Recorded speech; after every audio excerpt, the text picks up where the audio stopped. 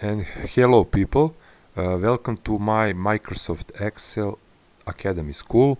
This is the course and tutorial for beginners and intermediate users. If you watched the previous lessons and if you like them, please click on like and subscribe button and hit the ring bell button to get the further notifications for the lessons that will come in future.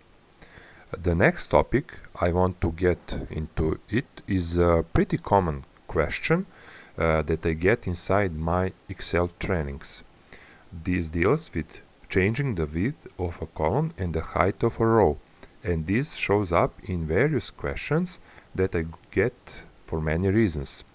One, I just want to get in there and make it look a little more presentable, kind of spread some stuff out, get a little more white space inside of there, and really just treat it as a formatting option. The other reason I get this question quite a bit of is because data starts to get cut off of it. The column is too narrow, or maybe the row is just too low. It's just not high enough. For example, if I narrow E column, I click here and narrow it, you see I got this pound symbol in my cell, in this cell. So the reason why that happens is because it's a numeric value. If you watch the previous lessons, if you watch this course from beginning, that was a lesson that I explained that the dates are treated with Excel like a numeric value. That is why we see the pound symbol here. So all I need to do here is move up to my column between E and F and click and expand this column, and everything is okay now. And if with this I can adjust the width of that column. Now if it's not a numeric value inside the cell, you don't get the pound symbol in it. The content is cut off like a credit card, as you can see here.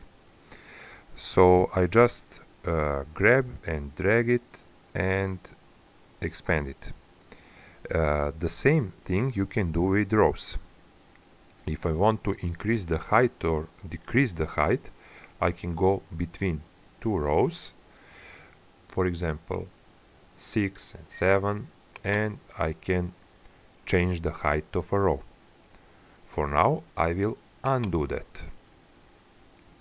That can be super useful, not just for revealing more content, but if you want to increase the height and color the background and do some formatting commands, it can look pretty good. It can also happen if you end up wrapping text or have a big paragraph of text and you need to increase the width and the height of that cell.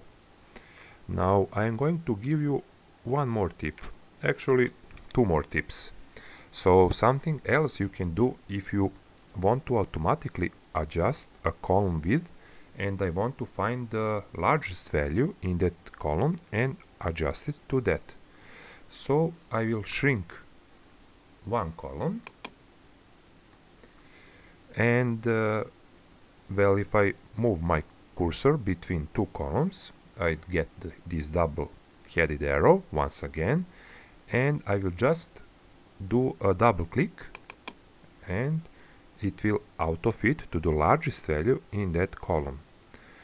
Something else you can do here, for example, how you can adjust multiple columns.